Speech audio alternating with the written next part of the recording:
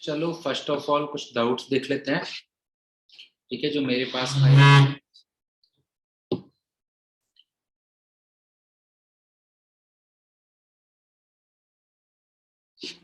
एक तो क्वेश्चन है ये वाला, आई गेस सीपीपी का ये शायद 1/√x cot square root x dx।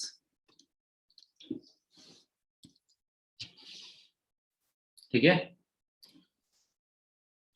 सो ये कैसा फंक्शन है? ये कंपोजिट फंक्शन दिख रहा है मुझे तो। कैसा फंक्शन दिख रहा है? कंपोजिट, रूट एक्स की वजह से।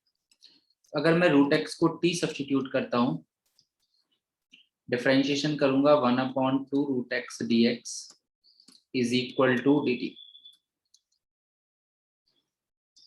That means dx upon root x की वैल्यू क्या हो गई? 2dt।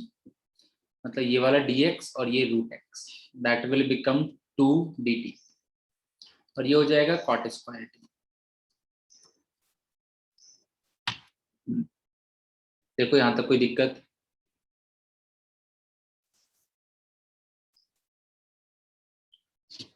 अभी कॉट स्क्वायर को कैसे लिखेंगे भाई? कोसेक स्क्वायर -1, यही था कॉट स्क्वायर टेन स्क्वायर का। नाउ कोसेक स्क्वायर का क्या होता है? माइनस कॉट टी, और -1 का तो माइनस टी हो ही जाएगा। अब टी की जगह पे क्या सब्स्टिट्यूट कर देंगे? रूट एक्स, बस हो गया काम।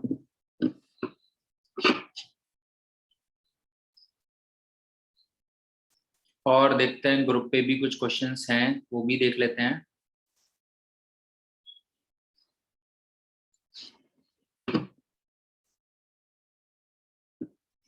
First, x square plus 5x plus 2 upon x plus 2 dx।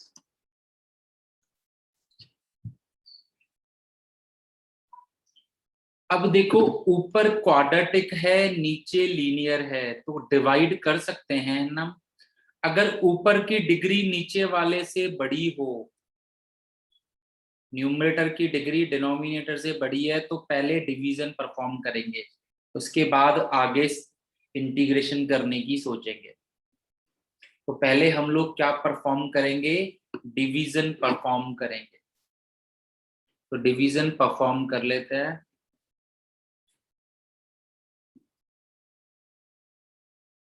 अब x और x स्क्वायर के लिए x, तो ये हो जाएगा x square plus 2x। Subtract अगर करता हूं तो I will get 3x plus 2। फिर परफॉर्म करता हूं 3, what I will get? 3x plus 6। फिर सब्ट्रैक्शन करता हूं तो आई विल गेट -4। मतलब मैं इसे क्या लिख सकता हूं? Quotient plus remainder upon divisor. अगर मैं इसे सिंप्लीफाई करूंगा तो वापस मुझे यही मिल जाना है। अगर मैं इसे सिंप्लीफाई करूंगा तो वापस मुझे यही मिल जाएगा। तो जैसे आई गेस गर्व ने ये सॉल्व करके भी भेजा था, बट बार बार प्लस माइनस करने से लेंथी हो जाता है। तो डायरेक्टली दिख जाए तो बहुत अच्छा है, बार बार प्लस माइनस जैसे टर्म परफॉर्म नहीं करने, डायरेक्ट डिवीजन परफॉर्म करो। नाउ x का इंटीग्रेशन एक्स स्क्वायर बाई 2, 3 का 3x -4 ln x plus 2 plus some constant. ये हमारा हो गया आंसर।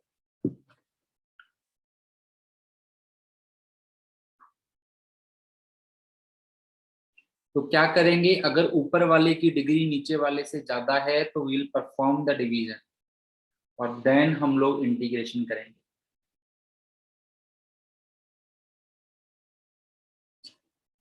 सिमिलरली सेकंड वाला क्वेश्चन जो है, x square plus x plus 5 upon 3x plus 2 dx। यहाँ पे भी हम सेम टास्क करेंगे, पहले डिवीजन परफॉर्म करेंगे फिर इंटीग्रेट करेंगे। तो ये वाला क्वेश्चन कोई भी अब सभी को पता है कैसे करना है, तो ट्राई करना और ग्रुप पे सॉल्व करके भेज देना, जिसका भी हो जाए फर्स्ट, जिसका भी फर्स्ट हो जाए ग्रुप पे सॉल्व करके भेज देना, बट डिवीजन मेथड से ट्राई करना है। इसी में थर्ड वाला जो क्वेश्चन है, थर्ड वाला question, 5x⁴ plus 12x³ plus 7x² upon x² plus,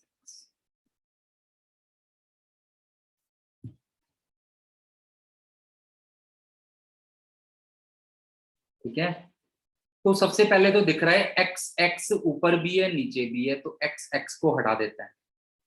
x से अगर मैं ऊपर और नीचे डिवाइड करूंगा देन मुझे किस तरह का टर्म दिख रहा है, कुछ इस तरह का टर्म दिख रहा है। एक्स से अगर डिवाइड करूंगा, एक्स नीचे भी है एक्स ऊपर भी है, एक्स से डिवाइड करके इस तरह का टर्म दिख रहा है।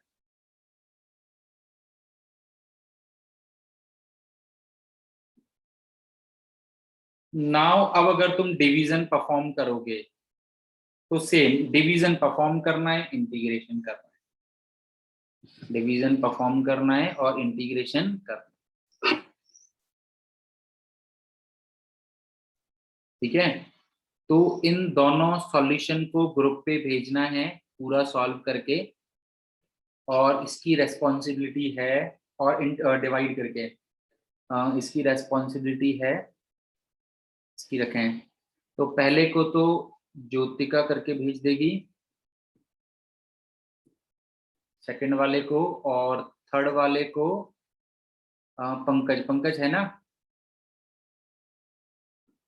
पंकज, ठीक है।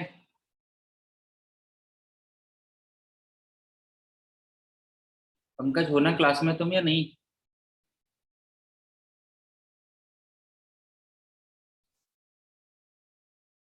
ठीक है, ओके। 10 कल जो क्वेश्चंस आए थे वो वाले भी देख लेते हैं भाई। Integration of 2⁵x e⁵x dx, तो क्या मैं इसे कंबाइन करके, क्या मैं इसे कंबाइन करके ऐसे नहीं लिख सकता, बताओ मुझे।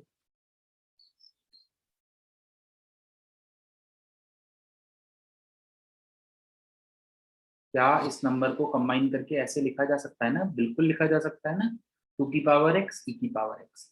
नाउ अब ये वर्क करेगा ए की तरह, भाई ये तो कांस्टेंट ही है ना, 2e एक नंबर ही तो है, तो अब ये वर्क करेगा e⁵x की तरह। और e⁵x का इंटीग्रेशन क्या होता है, e⁵x upon ln a, log a plus some constant. थोड़ा सा सिंप्लीफाई करना है तो सिंप्लीफाई कर दो क्वेश्चन के according, log 2 plus log e, question के अकॉर्डिंग थोड़ा सिंप्लीफाई करना है तो सिंप्लीफाई कर दो। log e की वैल्यू क्या होगी 1, ln e, log e मतलब e, इसकी वैल्यू क्या होगी 1, बस हो गया आंसर।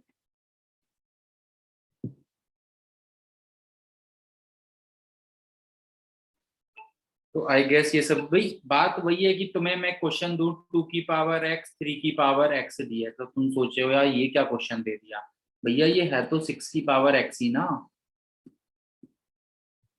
हो गया 6⁵x upon ln 6।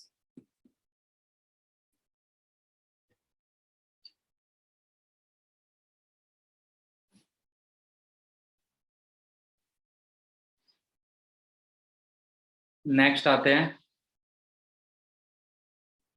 x square root of x plus 2 dx।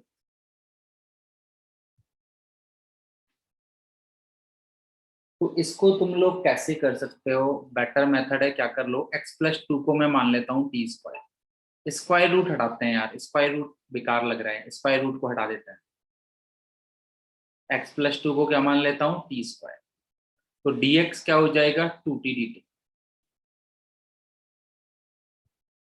एक और मेथड है, दोनों मेथड बताऊंगा आई गेस, किसी ने और मेथड से भी किया हो सकता है, तो एक और मेथड है, और मेथड ही बताऊंगा, तो dx is equal to 2t dt।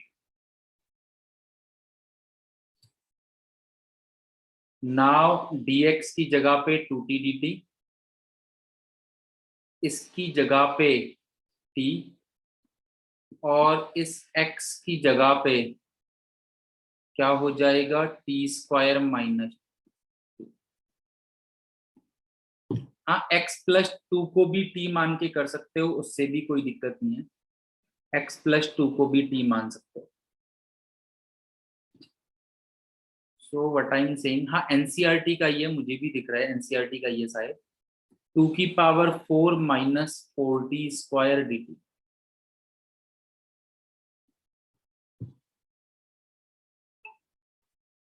Then 2t⁵ upon 5 minus 4t³ upon 3 plus some constant, और t की जगह पे हमारे पास क्या है, स्क्वायर रूट ऑफ x+। तो पुट कर देंगे twice of x plus, sorry 2, twice of x+2 की पावर 5/2 अपॉन 5, और 4 ऑफ x+2 की power 3/2 upon plus some constant.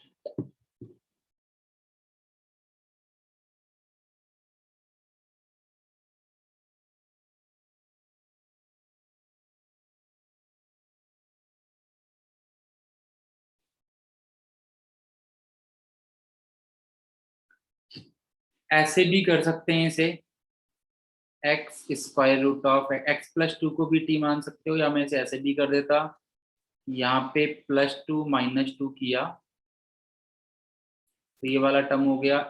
अब x+2 को इसके साथ लिया तो ये हो गया x+2 की power 3/2 minus twice of x+2 की पावर 1/2। ऐसे भी कर सकते थे। अब डायरेक्टली इंटीग्रेट कर सकते थे, x+2 की power 5/2 upon 5/2 minus twice of x+2 की पावर 3/2 अपॉन 3/2। जैसे मन करे वैसे कर लो।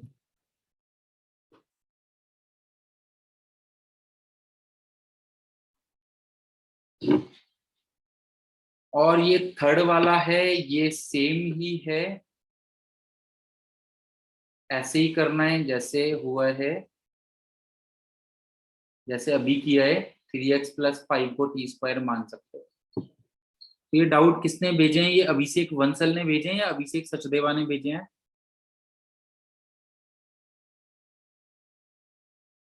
अभिषेक सचदेवा तुमने भेजे हैं, तो थर्ड क्वेश्चन को सॉल्व करके तुम डालोगे ग्रुप पे, कर लोगे अब? राइट ना, 3x+5 को t² मान लो, या ब्रेक करके कर लो, जैसे तुम्हारा मन करे।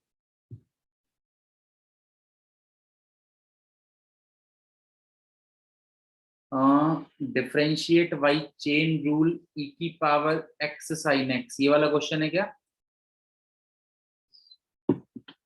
जो पूछ रहा है पोटेंशियल वीरपाल मैम, पूछ रहा है, यस ये वाला है, या और कुछ है क्वेश्चन में?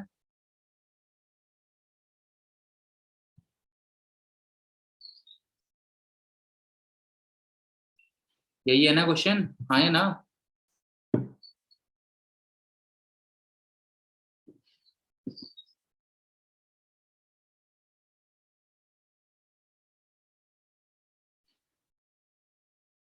अच्छा, ये वाला क्वेश्चन है e⁴x इंटू साइन एक्स। तो इसमें चेन रूल क्यों लगेगा यार, प्रोडक्ट रूल लगेगा ना। चेन रूल तो तब लगता है जब कंपोजिट फंक्शन है, तो चेन रूल कैसे लगेगा इसमें? चेन रूल का जो क्वेश्चन ही नहीं है, चेन रूल लगा ही नहीं सकते, तो चेन रूल इसमें जरूर, ऊपर वाले क्वेश्चन में जरूर चेन रूल लग सकता है, नीचे वाले में कैसे लगेगा? नीचे वाले में तो प्रोडक्ट रूल ही लगेगा, ऊपर वाले में जरूर चेन रूल लग सकता है। तो नीचे वाले में प्रोडक्ट रूल, सिंपली e⁴x को ऐसे ही रखा, साइन एक्स का differentiation cos x, plus sine x को, सॉरी साइन एक्स को ऐसे ही रखा, e⁴x का डिफरेंशिएशन e⁴x। क्या दिक्कत है बताओ, चेन रूल तो लगेगा नहीं इसमें। e⁴x sign x plus cos x, e⁴x common ले लिया।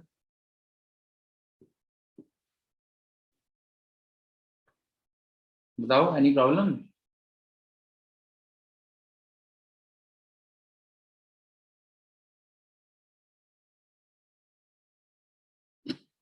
ठीक है, तो चेन रूल नहीं लगेगा क्योंकि कंपोजिट फंक्शन नहीं है, केवल प्रोडक्ट रूल लगेगा। प्रोडक्ट रूल कैसे लगता है, एक को ऐसे ही रख के दूसरे का डिफरेंशिएशन करते हैं, फिर दूसरे को ऐसे ही रखा, पहले का डिफरेंशिएशन सिंप्लीफाई कर दिया। सो आई गेस यहाँ पे सभी के डाउट्स एंड होते हैं। सो आई होप सभी ने 7.1, 7.2, 7.4 कंप्लीट कर ली है। सीपीपी 1, 2 एंड 3 भी कंप्लीट कर ली है। ठीक है, और हमने काफी हद तक अपने डाउट्स भी देख लिए। अब लास्ट टाइम हम लोग क्लास में जो हमने कंसेप्ट पढ़ा था that is linear upon quadratic, या जो भी 7.3 में बाद में कराऊंगा, ट्रिग्नोमेट्री का लास्ट में कराऊंगा, एक साथ ही कराऊंगा। ट्रिग्नोमेट्री में एक्चुअली काफी सारे कंसेप्ट यूज होते हैं, तो वो मैं लास्ट में बताऊंगा। ठीक है, हाँ। सो लेट्स सी, जो हमने लास्ट की एक्सरसाइज पढ़ी थी उसमें दो तरह के ट्रिकी क्वेश्चंस बनते हैं, वो दोनों तरह के हम यहाँ पे देखने वाले हैं। पहला ट्रिकी टाइप, अगर तुम्हारे पास मान के चलो क्वेश्चन आता है sin x plus cos x upon 3 + 4 sin 2x, या क्वेश्चन आता है सपोज करो cos x minus sin x upon square root of कुछ भी ले लो 5 - 3 sin 2x। स्क्वायर रूट और विदाउट स्क्वायर रूट से कोई फर्क नहीं है, उससे कोई फर्क नहीं है। इसमें ट्रिक क्या है, इसमें ट्रिक क्या है, देखो क्या मैं sin 2x को sin x plus cos x का होल स्क्वायर -1 लिख सकता हूं या नहीं? कैन आई राइट कि sin 2x को मैं क्या लिख सकता हूँ, sin x plus cos x का होल स्क्वायर -1। सभी लोग देखो भाई, sin square x plus cos square x that is 1 हो जाएगा, और 2 sin x cos x क्या हो जाएगा, sin 2x।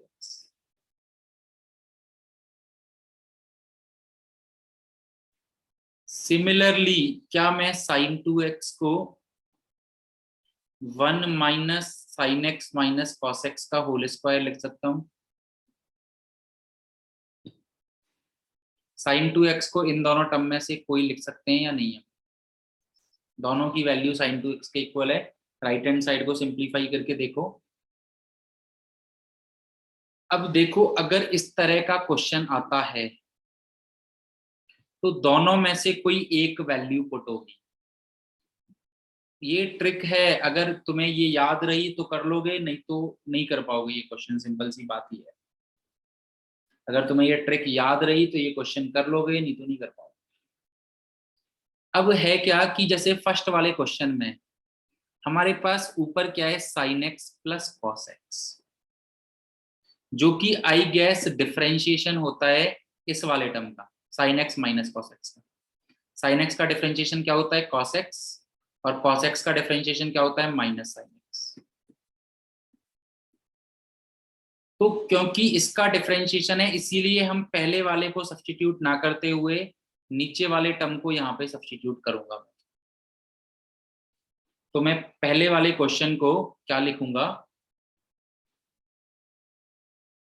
sin x plus cos x upon 3 + 4, और sin 2x की जगह पे क्या लिखूंगा, 1 - sin x minus cos x का होल स्क्वायर। sin 2x की जगह पे क्या लिखूंगा, 1 - sin x minus cos x का होल स्क्वायर। अगर ऊपर नेगेटिव साइन होता तो मुझे ऊपर वाले टर्म को मानना पड़ता, तो मैं ऊपर वाले टर्म की वैल्यू सब्स्टिट्यूट करता। जैसे कि सेकंड वाले क्वेश्चन में ऊपर वाले टर्म की वैल्यू सब्स्टिट्यूट करनी पड़ेगी। तो अगर ऊपर प्लस वाला टर्म आता है तो मैं sin 2x की इन दोनों में से कोई पुट होगी, या तो ऊपर वाली या नीचे वाली, ये वाली। अब देखो फायदा क्या होगा, अब तुम sine x minus cos x को टी मानोगे, क्या मानोगे? Sine x minus cos x को टी मानोगे। तो साइन एक्स का कॉस एक्स का minus sine dx is equal to dt। तो question will be convert numerator dt, नीचे 3 + 4 1 माइनस टी। अब तुम्हें इसका करना आता है, ये नीचे वाले का क्या हो जाएगा? dt upon 3 + 4 7 7 minus 4 T. Now अब तुम्हें इसका करना आता है 1 अपॉन क्वाड्रेटिक का, 1/2a ln a minus x अब a plus x upon a minus x. Formula लगाना है बस, क्या करना है? केवल फॉर्मूला लगाना है। बट ये वाला ट्रिक अगर हमें नहीं पता लगेगा तो फिर आगे तो कैसे ही कर पाएंगे हम।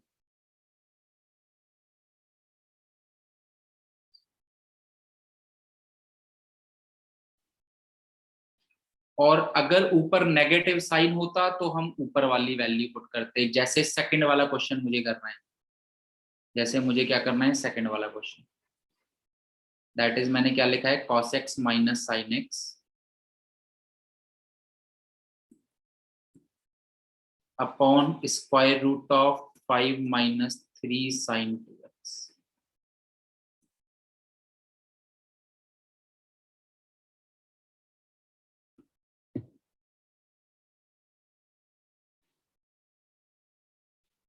तो अब मैं साइन 2x को कौन सी वैल्यू सब्सटीट्यूट करूंगा? Sine x plus cos x का होल स्क्वायर माइनस 1। क्यों सब्सटीट्यूट करूंगा? साइन एक्स का डिफरेंशिएशन क्या होता है? कॉस एक्स का क्या होता है? माइनस साइन एक्स, और जो हमारे पास न्यूमरेटर में है।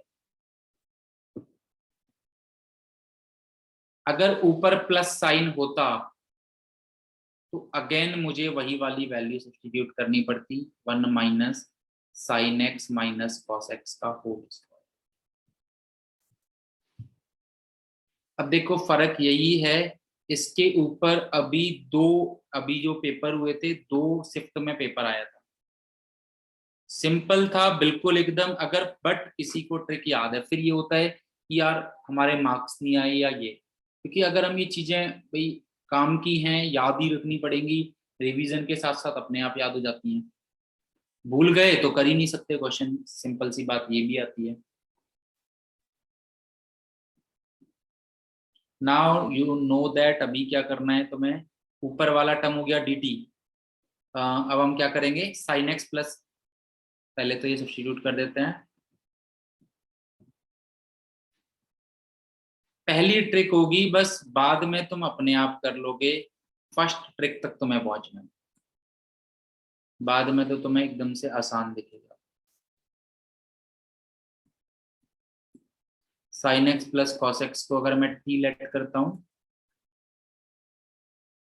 तो साइन एक्स का कॉस एक्स का minus sine x d x is equal to d t. तो न्यूमरेटर वाला टर्म हो गया डी टी, डिनोमिनेटर वाला टर्म हो गया square root of 5 minus 3 t square minus, नीचे वाले का अब तुम करना जानते हो। तो 5 + 3 that is 8 minus 3 T. Formula लगाना है एक्स स्क्वायर माइनस ए स्क्वायर।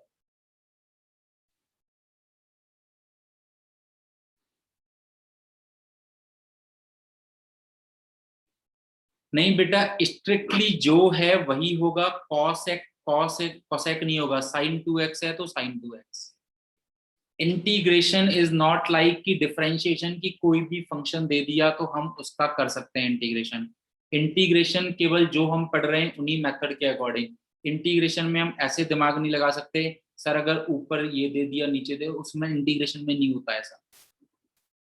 इंटीग्रेशन में there are infinitely many function जिनका हम इंटीग्रेशन नहीं कर सकते। तो आई विल ट्राई कि मैं तुम्हें क्लास में सारी ट्रिक्स बता दूं जिस टाइप के लगभग ट्रिक्स हैं अभी। बाकी प्रैक्टिस के साथ साथ तुम्हें बाकी की ट्रिक्स भी पता लगती जाएंगी। तो एक ट्रिक तो हो गई ये वाली, यू कैन सी दैट, कि अगर नीचे साइन 2x दिखाई देता है तो 2 तरह के सब्स्टिट्यूशन पॉसिबल हैं।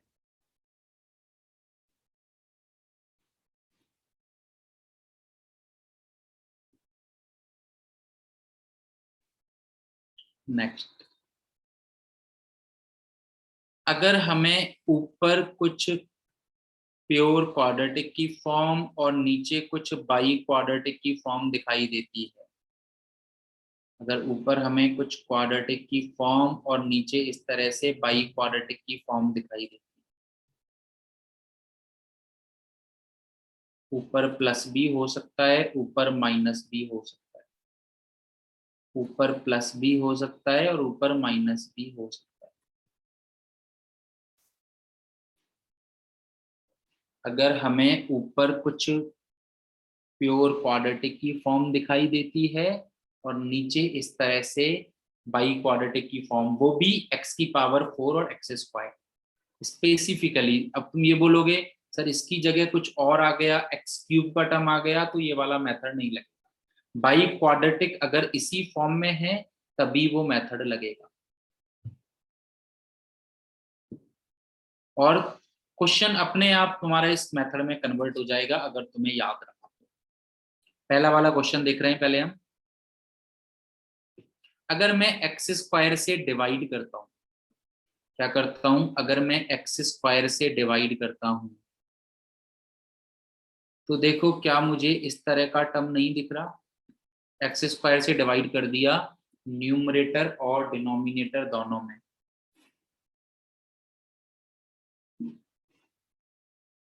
तो क्या हमें इस तरह का टर्म नहीं दिख रहा।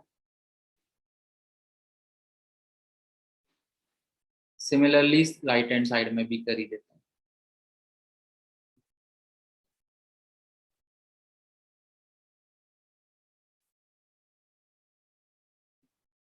अब देखो ये वाला जो तुम्हारे पास टर्म है ना, एक्स स्क्वायर प्लस 1/x²,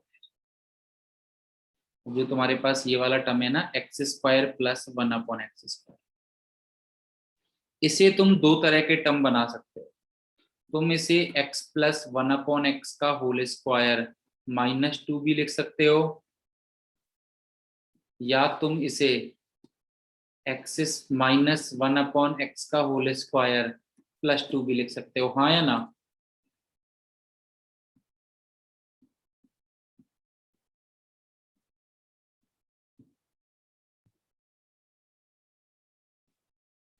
देख लो होल स्क्वायर करने के बाद वापस से वही आ जाएगा, होल स्क्वायर करने के बाद वापस से वही आ जाएगा।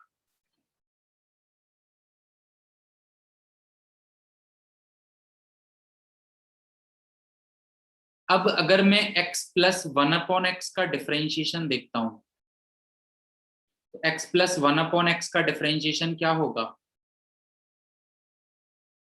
नवजोत कौन है इस क्लास में, काफी सारे मैम फर्जी बच्चे आ जाते हैं, तो नवजोत को हटा देते हैं। नवजोत कौर क्लास में कोई है लड़की भाई, बाकी लोग क्या बोलते हो। नहीं है, ठीक है तो हटा देते हैं।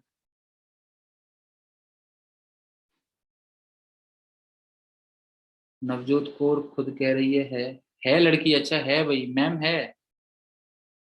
Navjot Kaur is new admission ma'am.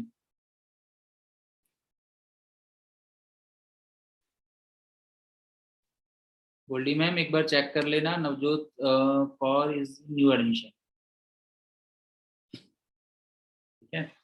हाँ, सो वे आई एम कि x प्लस 1/x का डिफरेंशिएशन क्या होता है, x का 1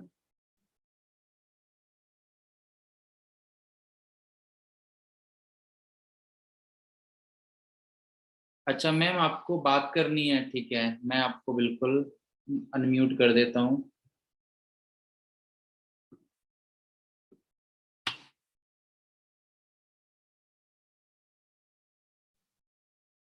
यस मैम बोलिए। हेलो, गुड इवनिंग बेटा। बेटा नवजोत, नवजोत को भी मैम ओपन कर देता हूँ मैं, एक मिनट।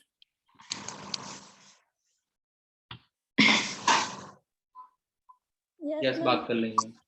हाँ जी नवजोत बेटा, ਤੁਹਾਡੀ ਕਦੋਂ ਐਡਮਿਸ਼ਨ ਹੋਈ ਰਾਜੇ। मैम बाबा टाइम हो गया। बेटा क्लास ਤੁਸੀਂ ਅੱਜ ज्वाइन कर रही हो। नहीं मैम रोज कर रही हूँ मैं 21 ਇਹ बेटा रोज तो ਤੁਸੀਂ ਹੁੰਦੇ नहीं हैगे। हाँ जी मैम ਹੁੰਦੇ ਆ ਰੋਜ਼। ਅੱਛਾ ਐਡਮਿਸ਼ਨ ਕਦੋਂ ਹੋਈ ਸੀ ਤੁਹਾਡੀ, ਕਿਹੜੇ ਸਕੂਲ ਦੇ ਬੱਚੇ ਹੋ ਤੁਸੀਂ? मैम हजे एडमिशन करवाई नहीं गी वैसे, पर मैं रोज क्लास ज्वाइन करती। ਓਕੇ ਕਿਹੜੇ ਸਕੂਲ ਦੇ ਹੋ ਬੇਟਾ? Ma'am government school Doda. ਦੋਦਾ ਤੋਂ। ਬੇਟਾ ਤੁਹਾਡੀ ਕਿੰਨਾਂ ਨਾਲ ਗੱਲ ਹੋਈ ਸੀਗੀ? मैम कौड़ा सर ना हुई सी गल। ਓਕੇ ਓਕੇ ਠੀਕ ਹੈ ਬੇਟਾ, okay thank you Raje. Okay ma'am. Okay बेटा।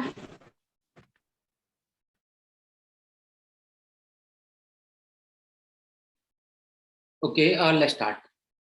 तो x प्लस 1/x का अगर हम डिफरेंशिएशन देखेंगे तो x का डिफरेंशिएशन क्या होता है 1 और 1/x का -1/x²।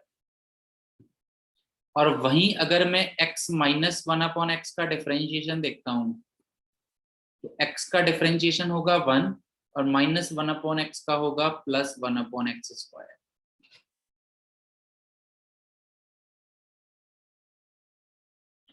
तो नाउ तुम लोगों को अभी गल समझ में आ रही है क्या करना है कि अगर तुम्हारे पास ऊपर 1 + 1/x² है तो नीचे वाले टर्म को तुम्हें क्या लिखना पड़ेगा, x माइनस में लिखोगे तुम उसे। तो तुम इस वाले को क्या लिखोगे, x माइनस 1/x का होल स्क्वायर +2। क्यों, जिससे कि तुम x माइनस 1/x को t सब्स्टिट्यूट कर पाओ। बट सिमिलरली यहाँ पे 1 माइनस 1/x² है तो मैं इस वाले x² + 1/x² को क्या लिखूंगा, x + 1/x का होल स्क्वायर -2। नाउ तुम्हें समझ में आ रहा है कि हम ऐसा क्यों लिखेंगे। तो अगर इस तरह से क्वाड्रेटिक अपॉन बाई क्वाड्रेटिक की फॉर्म है तो उसे इस मेथड से इंटीग्रेबल फॉर्म में कन्वर्ट किया जाता है। नाउ अभी सभी को आई गेस समझ में आ रहा है कि हमें अब क्या करना है, x माइनस 1/x को t मानेंगे तो 1 + 1/x² dx is equal to dt। So dt upon t² + 5। Apply the formula now x² + a²। Similarly यहाँ पे x + 1/x को अगर मैं t मानूंगा तो 1 - 1/x² dx is equal to dt। So now question will be dt upon t² - +1। Apply the formula 1/x² + a²। Then last में t की जगह पे अकॉर्डिंगली वो पुट करना ही है, वो तो तुम्हें आता है सब्स्टिट्यूशन तो। बट इस तरह की दो ट्रिक हैं जो तुम्हारी इसके बाद आती हैं, एक तो sin 2x वाली और एक क्वाड्रेटिक अपॉन बाई क्वाड्रेटिक वाली।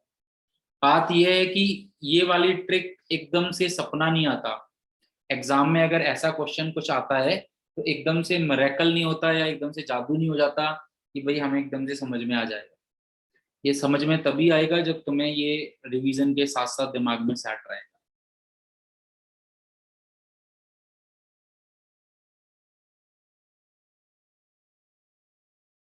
तो आई गेस ये दोनों बातें सभी को समझ में आ गई हैं, दोनों ट्रिक्स। एक sin 2x से रिलेटेड, sin 2x को दो तरह से लिखते हैं। सिमिलरली एक x² + 1/x से रिलेटेड, जहां पे इसे भी दो तरह से लिखा जाता है, या तो ये या ये, डिपेंड करता है प्लस वाला साइन लिखना है या माइनस वाला साइन, वो क्वेश्चन की नीड पे। सिमिलरली sin 2x वाले में भी sin x + cos x का होल स्क्वायर -1 लेना है या 1 - sin x - cos x का होल स्क्वायर लेना है।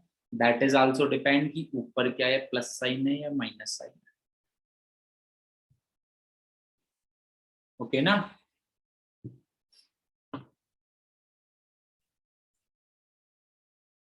चलो ठीक है भाई, फिर अब आते हैं हमारे नेक्स्ट कंसेप्ट पे, नेक्स्ट मेथड पे। तो जो कि हमारा सेकंड मेथड है that is partial fraction method.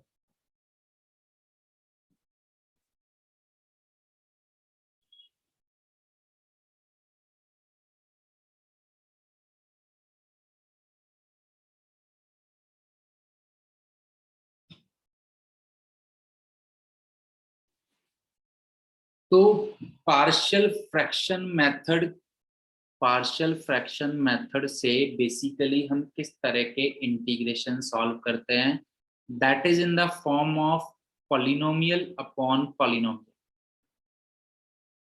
That is in the form of polynomial upon polynomial.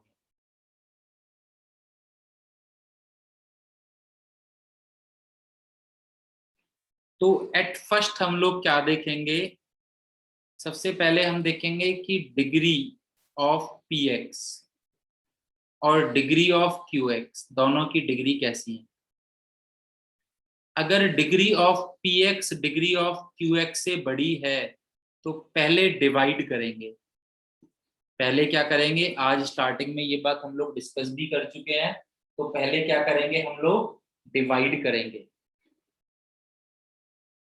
फिर डिग्री कम हो जाएगी, देन पार्शियल फ्रैक्शन मेथड लगाएंगे।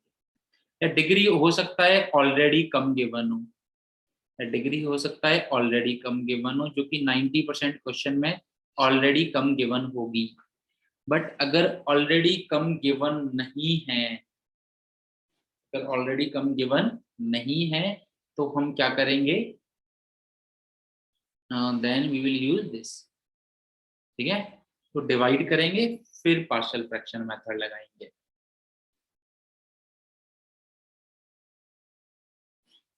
अब देखो पार्शियल फ्रैक्शन मेथड है क्या, कहना क्या चाहता है पार्शियल फ्रैक्शन मेथड। जैसे कि मैं तुम्हें एक एग्जांपल देता हूँ। जैसे कि मान के चलो तुम्हें, पहले एग्जांपल दे रहा हूं मैं, फिर बाद में देखेंगे। मान के चलो कि तुम्हें इसका इंटीग्रेशन करना है।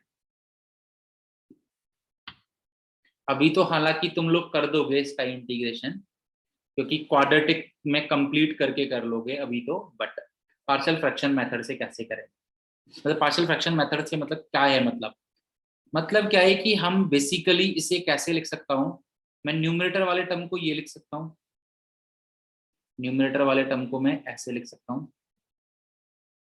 देखो कोई फर्क पड़ेगा या नहीं।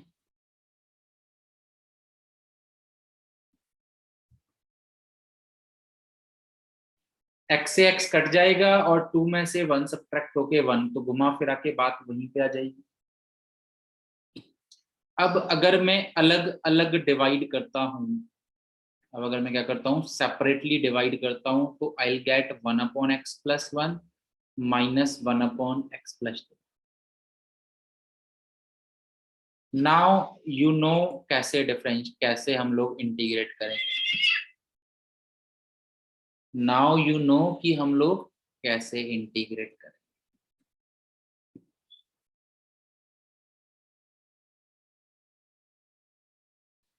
तो पार्शियल फ्रैक्शन मेथड भी कुछ इसी तरह से है, जैसे कि यहाँ पे तो सब्ट्रैक्ट करना इजी था, पर अगर फैक्टर ज्यादा गिवन है, कम गिवन है, तो उन्हें हम लोग कैसे पार्ट्स में ब्रेक करेंगे, that is what partial fraction method. मतलब बेसिकली अगर मान के चलो मैं 3 फैक्टर दे देता नीचे, तो कैसे ब्रेक करते, और फिर ऑब्वियसली इस तरह से ब्रेक तो कर सकते हैं, तो कैसे ब्रेक करते और फिर इंटीग्रेशन करना आसान हो जाता। तो पार्शियल फ्रैक्शन मेथड की हेल्प से बेसिकली हम ऐसे टर्म्स को ही ब्रेक करना सीखते हैं, जिससे कि हमारा इंटीग्रेशन आसान हो जाए।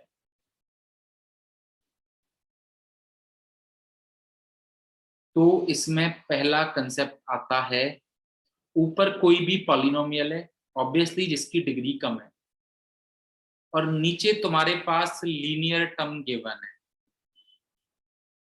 नीचे ax+b cx+d, नीचे लीनियर टर्म गिवन है।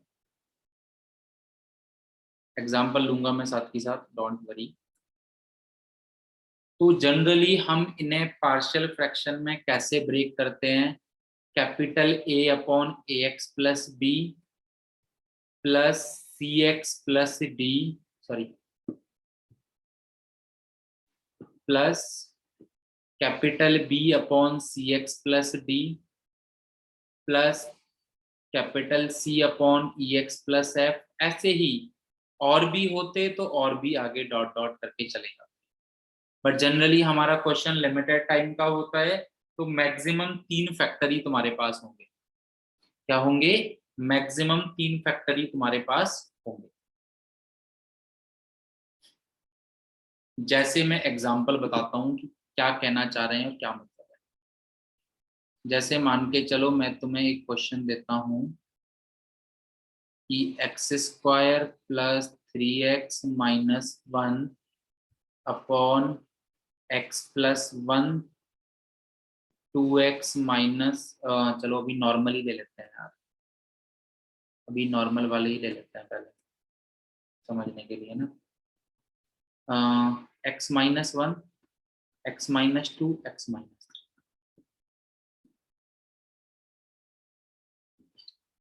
जैसे कि तुम्हें ये वाला इंटीग्रेशन कंप्लीट करना है, ये इंटीग्रेट करना है, तो तुमने क्या देखा भाई? पहले देखा पॉलिनोमियल अपॉन पॉलिनोमियल की फॉर्म है, so that we can apply partial fraction method.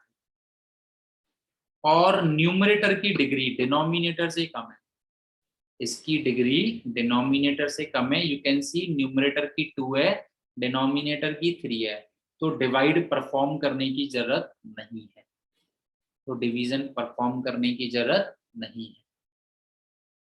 यहाँ पे मैं एक और बात रिकॉल करना चाहता हूं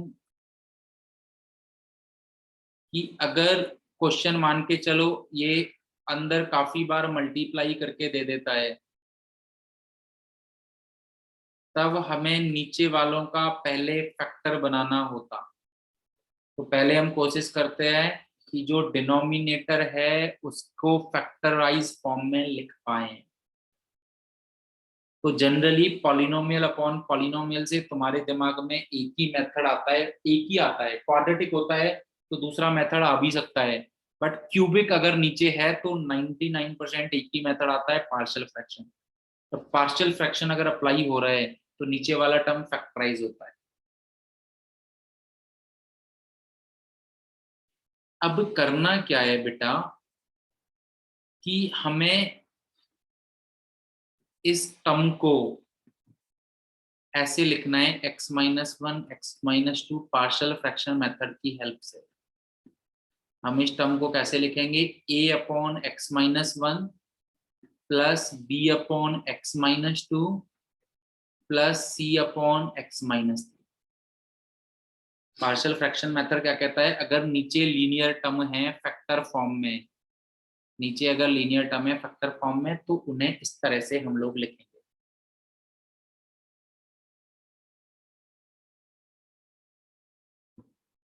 अब अगर मैं क्या करता हूं, क्रॉस मल्टीप्लाई मान लो, या इस टर्म से डिवाइड कर देता हूं लेफ्ट हैंड साइड और राइट हैंड साइड दोनों। क्या किया? इस वाले टर्म से लेफ्ट हैंड साइड और राइट हैंड साइड में मल्टीप्लाई किया, सॉरी मतलब क्या किया? मल्टीप्लाई किया। तो लेफ्ट हैंड साइड मेरी क्या रह जाएगी? That is x² plus 3x minus 1। Right hand side क्या रह जाएगी? x माइनस 1 से x माइनस 2 कट हो जाएगा, that is x minus 2 x minus 3। बेटा a b c एक नंबर है जो हमें निकालने हैं, अभी वही एक बार हो जाने दो फिर आपको समझ में आएगा। a b c एक नंबर है जो हमने माने हैं, a b c एक नंबर है, रियल नंबर्स। एंड b के साथ हमारे पास आ जाएगा x माइनस 1 x माइनस 3, और c के साथ आ जाएगा x माइनस 1 x माइनस 2।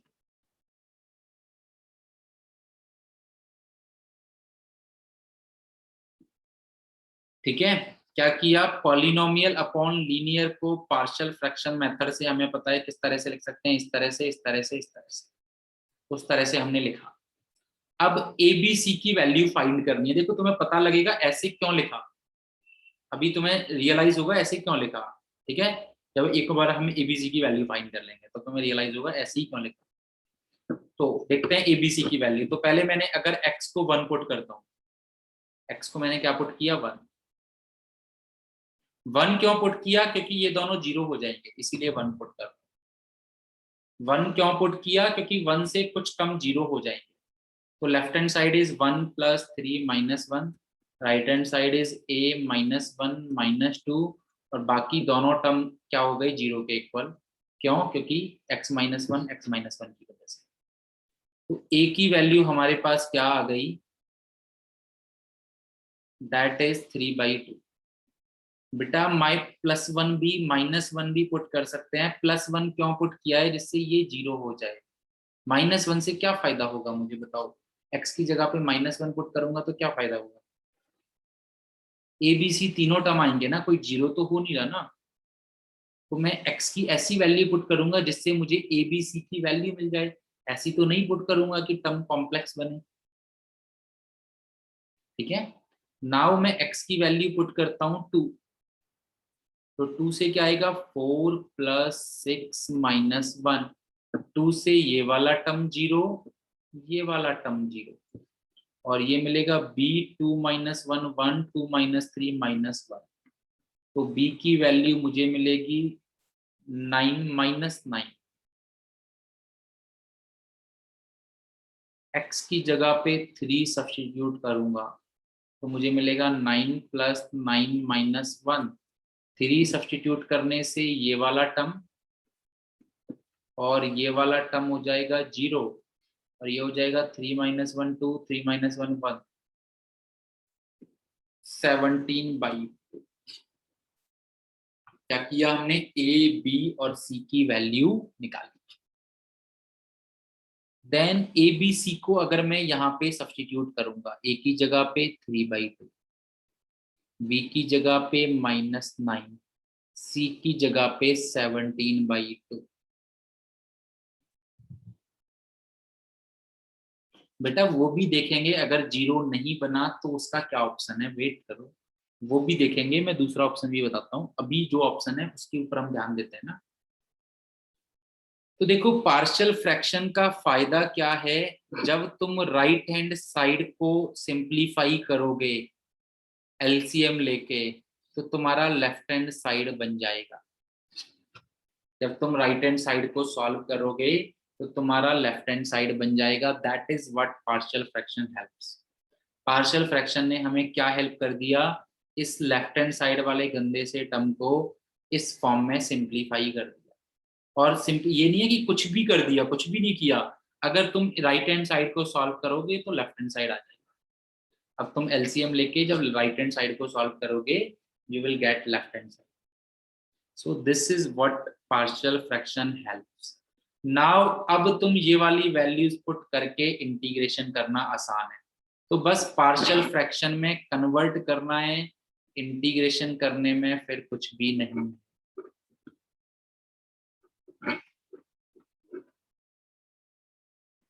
तो जो तुम्हारा टर्म था उसे तुमने पार्शियल फ्रैक्शन की हेल्प से, ये जो हमारा टर्म था इसे हमने पार्शियल फ्रैक्शन की हेल्प से इस वाले मेथड में कन्वर्ट किया। एंड आफ्टर कन्वर्टिंग हम इसे ये लिख सकते हैं, और लिख सकते हैं तो अब इसका इंटीग्रेशन तो आसान है ही।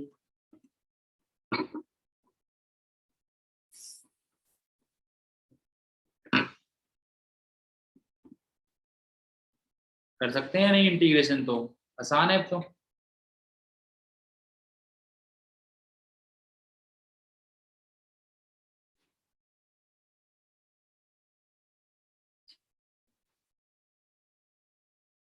काफी बार और सिंप्लीफाई फॉर्म में लिखा होता है। ये 3/2 को पावर में ऊपर लेके जा सकते हैं, इस 9 को भी पावर में ऊपर लेके जा सकते हैं, इस 17/2 को भी पावर में ऊपर लेके जा सकते हैं। और ln की प्रॉपर्टी से हम इसे ये भी लिख सकते हैं, x - 1 की पावर 3/2, x - 3 की पावर 17/2 अपॉन, क्योंकि नेगेटिव का है, x - 2 की पावर। तो आंसर तुम्हें इस फॉर्म में भी दिख सकता है। जब लॉग के टर्म इस तरह से प्लस माइनस की फॉर्म में हो तो हो सकता है उसमें लॉग का ऑपरेशन यूज करके फिर आंसर लिखा हो और तुम यहां तक पहुंचने के बाद आंसर को ना पहचान पाओ। आंसर को काफी बार इस फॉर्म में भी लिख देते हैं।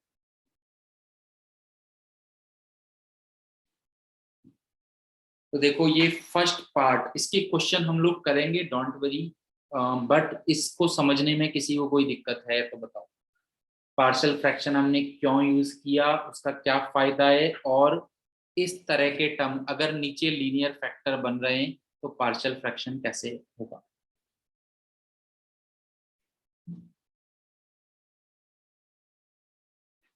अब यही देखेंगे कि नीचे के किस किस तरह के टर्म और उनका कैसे कैसे पार्शियल फ्रैक्शन। नीचे के टर्म डिनोमिनेटर किस किस तरह से हो सकता है ऑब्वियसली जो हमारे सिलेबस में है, और उसका फिर पार्शियल फ्रैक्शन में कैसे कन्वर्ट करेंगे और कैसे इंटीग्रेशन करेंगे, जो हमारा नेक्स्ट टास्क है।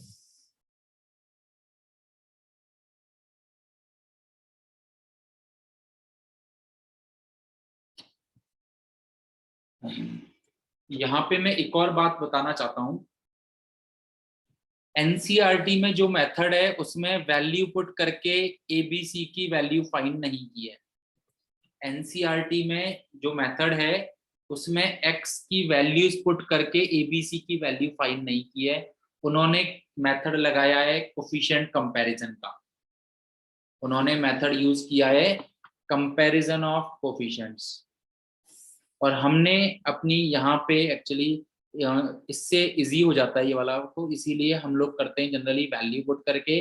बट एनसीईआरटी में जो मेथड लगाया है वो कोफिशिएंट कंपैरिजन का, जो देख लेते हैं हम कैसे लगाया है, जो हम लोग देख सकते हैं कैसे लगाया। उसमें वैल्यू पुट नहीं की है हमने, यहाँ पे वैल्यूज पुट की है, उसने उधर वैल्यू पुट नहीं की। उन्होंने कोफिशिएंट कंपैरिजन का मेथड कैसे लगाया है, हालांकि उनकी चीजें इजी हैं इसलिए कोफिशिएंट कंपैरिजन मैंने रैंडम लिया है, तो थोड़ा सा कोफिशिएंट कंपैरिजन से दिक्कत आई। ए मल्टीप्लाई किया तो x² minus 5x plus 6, B multiply किया x² minus 4x plus 3, C multiply किया तो x² माइनस 3x प्लस 2।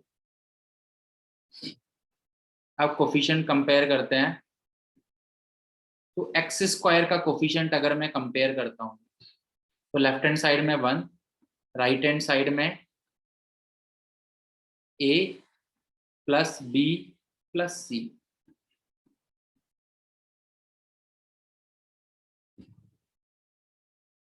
अगर मैं x का कोफिशिएंट कंपैरिजन कराता हूँ तो लेफ्ट हैंड साइड में 3, राइट हैंड साइड में -5a -4b -3c।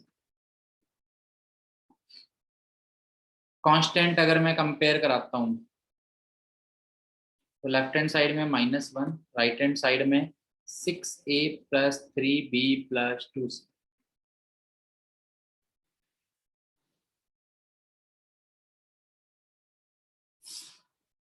I told you, क्योंकि मैंने रैंडम क्वेश्चन लिया है और 3 टर्म्स का भी लिया है, एनसीईआरटी में शायद 2 ही टर्म का है तो इतना टफ नहीं होता, बट अगर आ जाए तो भाई आ ही जाए। तो इन तीनों इक्वेशन की हेल्प से तुम्हें एबीसी की वैल्यू फाइंड करनी है। तो आई गेस अब समझ में आ रहा होगा हमारा वाला मेथड कंपैरेटिवली कितना इजी है। तो जो तुम फाइंड कर सकते हो कैसे करोगे, 1 - 2 करोगे अगर, या 1 प्लस 3 इंटू 2।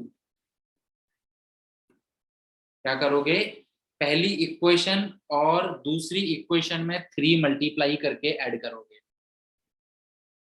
तो यू विल गेट 1 और 3 9, left hand side is 10, left hand side is 10, right hand side is a और -15a -14a, और b और -12, सॉरी हाँ b और -12 -11, क्वेश्चन नंबर 4। अब 1 को तुम 2 मल्टीप्लाई करके 3 में से सब्ट्रैक्ट करोगे। क्यों किया, मैं c को एलिमिनेट कर रहा हूँ, a और b में 2 इक्वेशन बना रहा हूँ, a और b निकाल लूंगा फिर c निकाल लूंगा। क्या कर रहा हूँ मैं, पहली दोनों इक्वेशन की हेल्प से c को एलिमिनेट कर रहा हूँ, मुझे a और b में 1 फाइंड हुआ, फिर 2 इक्वेशन की हेल्प से फिर c को एलिमिनेट कर रहा हूँ, तो मुझे कुछ मिलेगा 1, जो भी मिलेगा c एलिमिनेट हो जाएगा।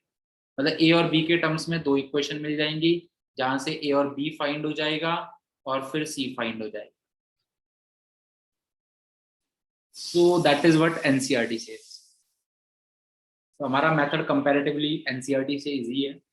बाकी कल मैं तुम्हें दोनों मेथड से और क्वेश्चन करा दूंगा इसके, और नेक्स्ट भी पार्शियल फ्रैक्शन में और किस किस तरह के पार्शियल फ्रैक्शन है वो भी हम लोग डिस्कस कर सकते हैं। ओके, तो पार्शियल फ्रैक्शन के इसमें किसी को कोई डाउट इस वाले मेथड में?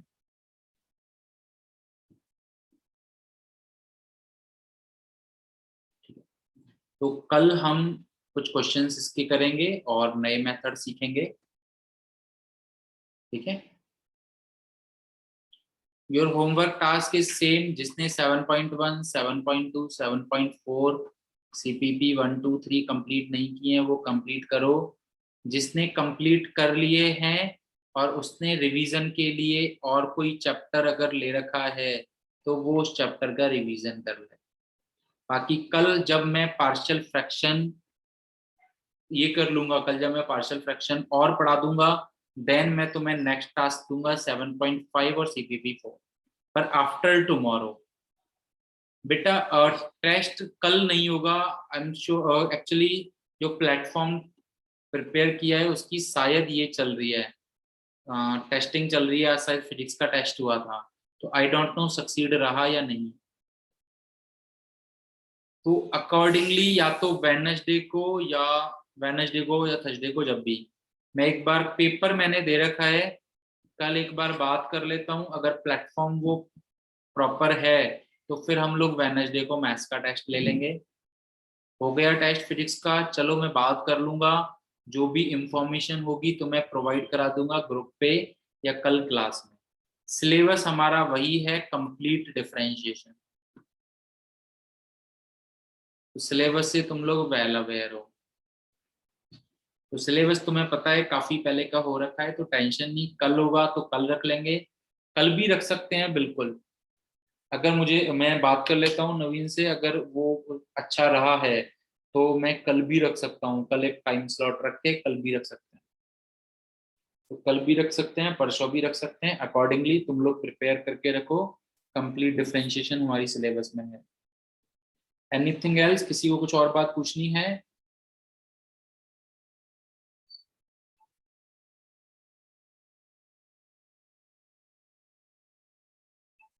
Okay, this is it guys. So bye bye, take care all of you. We'll meet you tomorrow at same time.